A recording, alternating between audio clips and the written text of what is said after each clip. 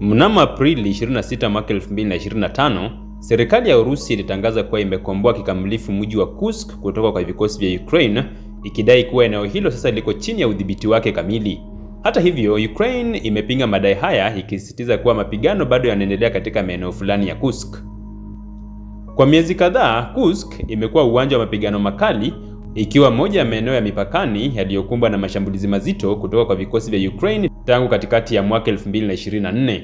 Tangazo hili la ushindi limetolewa huku dunia ikifuatilia kwa karibu jinsi vita hii inavyoendelea kuathiri siasa za kimataifa, usalama wa kikanda na maisha ya watu wa kawaida waliokumbwa na madhara makubwa ya vita. Mji wa Kursk ulioko karibu na mpaka wa Ukraine umekuwa na umuhimu mkubwa wa kimkakati kwa miaka mingi.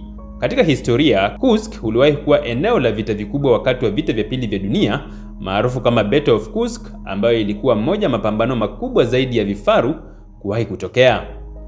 Katika muktadha wa vita vya Urusi na Ukraine vilivyoanza Februari mwaka 2022, Kursk imechukua nafasi muhimu kama moja ya ngome za ulinzi ya Urusi dhidi ya mashambulizi ya Ukraine.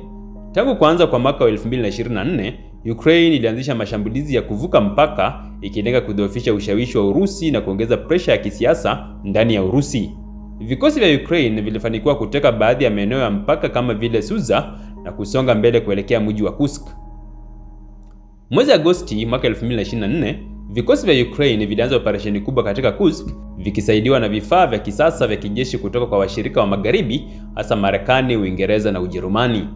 Katika muda wa wiki chache, walifanikiwa kuingia katika vitongoji vya Kursk, wakikabiliana na upinzani mkali kutoka kwa vikosi vya Urusi vilivyokuwa vimejizatiti kwa ulinzi wa ardhini, vifaru vizito na vikosi vya wanamgambo wa kujitolea. Mapigano yalitawaliwa na matumizi makubwa ya ndege zisizokuwa na rubani, yani drones, makombora ya masafa marefu na teknolojia ya upelelezi wa kisasa. Maeneo mengi ya mji yaliharibiwa vibaya, huku hospitali, shule na miundombinu ya maji na umeme ikiharibiwa katika mashambulizi ya pande zote mbili.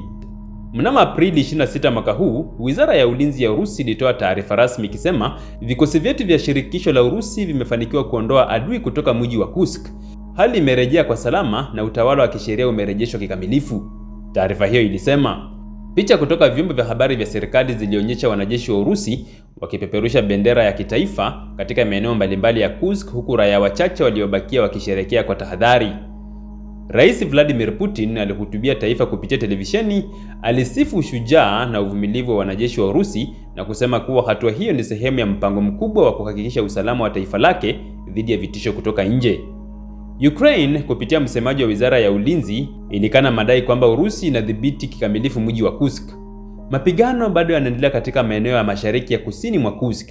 Hatujakubali kushindwa. Operesheni zetu bado zinaendelea, alisema msemaji huyo. Rais Volodymyr Zelensky kupitia akaunti zake za mitandao ya kijamii alisema kuwa Ukraine haitosalimu amri na itaendelea kupigania uhuru na haki yake ya kujilinda. Mashirika ya haki za binadamu kama vile Human Rights Watch na Amnesty International yameelezea wasiwasi mkubwa juu ya hali ya kibinadamu mjini Kursk baada ya mapigano haya makali. Ripoti za awali zinaonyesha kuwa maelfu ya raia wameuawa au kujeruhiwa, huku wengi wakilazimika kukimbia makazi yao na kuishi kama wakimbizi wa ndani.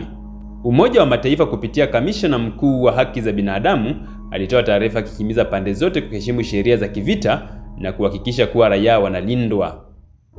Ukombozi wa Kursk umeleta athari kubwa kwa pande zote mbili. Kwa Urusi ni ushindi wa kisiasa unaosaidia kuongoza morali ya ndani wakati ambapo vita vinazidi kuwa vya gharama kubwa.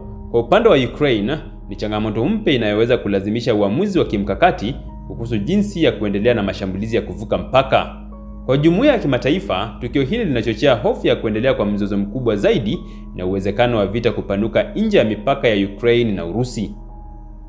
Mtaalamu wa siasa za kimataifa wa chuo kikuu cha Harvard, Profesa Laura Simons, anasema kuwa ukombozi wa Kursk hautoleta amani ya haraka, badala yake unaweza kuchochea mzunguko mpya wa mashambulizi na mashambulizi ya kulipiza kisasi, hasa katika maeneo mengine ya mpaka kama Belgorod na Bryansk. Wachambuzi wa kijeshi wanatabiri kuwa Urusi itaendelea kuimarisha ulinzi wake katika maeneo ya mipaka, huku Ukraine ikitafuta fursa mpya za kusababisha usumbufu wa kijeshi. Kwa mara nyingine, vita vya Urusi na Ukraine vinaonyesha kuwa si tu vita vya ardhi, bali pia vita vya maoni, propaganda na ushawishi wa kimataifa. Ukombozi wa Kursk ni mafanikio makubwa kwa Urusi kijeshi na kisiasa, lakini linaongeza mateso kwa raia wa kawaida na kuendeleza mzunguko wa ghasia unaochochea mgogoro mkubwa wa kibinadamu. Wakati ulimwengu ukiendelea kushuhudia mabadiliko ya haraka ya matukio, jambo moja linabaki wazi: amani ya kweli katika eneo hili haitapatikana kwa ushindi wa kijeshi pekee, bali kupitia majadiliano ya dhati, uvumilivu na utashi wa kisiasa wa pande zote zinazohusika.